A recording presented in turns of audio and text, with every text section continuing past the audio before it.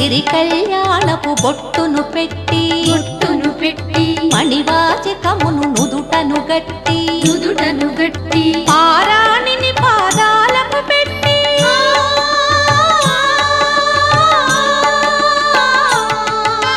పారాణిని పాదాలకు పెట్టి పెళ్లి కూతురే వెలసిన సీత కళ్యాణం చూతమురారండి శ్రీ సీతారాముల కళ్యాణం చూతమురారండి.